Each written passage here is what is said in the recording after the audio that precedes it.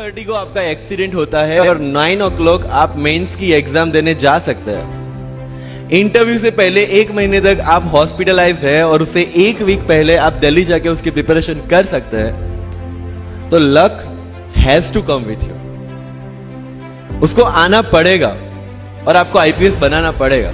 मैं एग्जाम के लिए निकला, मेंस मेरा था सुबह, GS3 का पेपर था।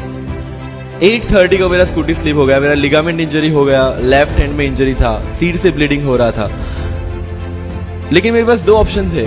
मैं खड़ा हुआ, मैंने देखा okay my right hand is safe and I decided I will go to the exam hall and write the exam.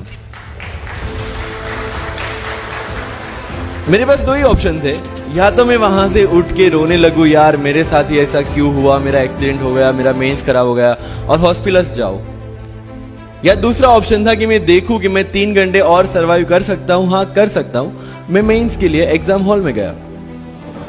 ये जितने भी फोटोग्राफ्स लगे हैं, सर ने जैसे बताया कि जितने भी इंसान सक्सेसफुल हुए, अगर आप उसकी लाइफ स्टोरी देखेंगे तो कहीं ना कहीं एक मोमेंट आता है जहां पे वो इंसान की जो स्ट्रगल है वो पीक पे हो जाते हैं। वो इस मोमेंट पे आपको डिसाइड करना है कि आपको वहां से यू टर्न लेना है या आपको वहां से आगे निकलना है। इन सब लोगों ने डिसाइड किया कि उनको वहां से आगे निकलना है। एंड दैट इज द फंडा ऑफ लाइफ। सक्सेस उन्हीं को मिलता है जो इस स्ट्रगल वाले मोमेंट से आगे निकलने की सोचते हैं। जब भी आपको लगे कि आपके सिर पे बहुत मुसीबत है, जब भी आपको लगे कि आप हर तरह से गिर चुके हैं, जब भी आपको लगे कि आपके पास कोई ऑप्शन नहीं है, तब एक चीज आप अपने दिमाग में लाइएगा कि यही मोमेंट है जहां से आपकी तकदीर बदलने वाली है। क्योंकि डायमंड जो होता है वो जितना ज्यादा घिसता है उतनी ज्यादा उसकी वैल्यू होती है। सोना जो होता है वो जितना ज्यादा तपता है उतनी उसकी वैल्यू होती है। अगर आप जिंदगी में तप रहे हैं, अगर आप जिंदगी में घिस रहे हैं, अगर आपको लग रहा है कि आप हर तरह से मुसीबतों में गिरे हुए हैं, तभी आपकी जो वैल्यू है वो बढ़ने वाली है।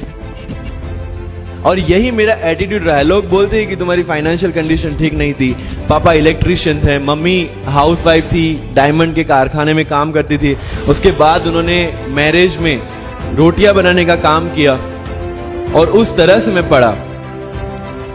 लेकिन जब मुझे पूछा जाता है कि ऐसी कौन सी चीज है आपकी लाइफ में जो आप बदलना चाहते हो, एंड आई सेड नथिंग। क्योंकि अगर वो चीजें नहीं होती मेरी लाइफ में तो शायद आज आपके सामने में नहीं होता। तो अगर लाइफ में प्रॉब्लम्स है, अगर लाइफ में स्ट्रगल है, जैसे सर ने बताया struggle is a part of life and I strongly believe in that. Bharat वर्ष का सपना चंद्रगुप्त ने देखा, चाणक्य ने देखा, और उस भारत वर्ष को बनाने के लिए जब ये संघर्ष जारी था और तब राजा धनानंद की डॉटर दुर्धरा से चंद्रगुप्त को प्यार हो जाता है, और जब चाणक्य उनको बोलते कि नहीं तुम्हें उससे दूर रहना है, तब चंद्रगुप्त बोलता है आचार्य कभी कभी सोचता हूं कि जिंदगी में या ये भारत के सम्राट बनने के लिए इतना त्याग, इतना बलिदान ना देना होता तो। और तब चाणक्य रिप्लाई करते हैं तो हर कोई भारत का सम्राट होता। This is the fundamental rule of life. अगर आईएएस बनने के लिए, आईपीएस बनने के लिए सैक्रिफाइस करना नहीं पड़ेगा, अगर उसके लिए आपको त्याग नहीं करना पड़ेगा, तो आज पूरे इंडिया में हर घर में आपको आईएएस आईपीएस मिल जाएंगे। मुझे एग्जैक्ट डेट याद है, 23 मार्च को मेरा इंटरव्यू था। 20 फरवरी को मुझे हॉस्पिटल में एडमिट किया गया क्योंकि मुझे इन्फेक्शन हो गया था बॉडी में एंड बहुत हाई फीवर था, तो आईवी के अलावा कोई ऑप्शन नहीं था।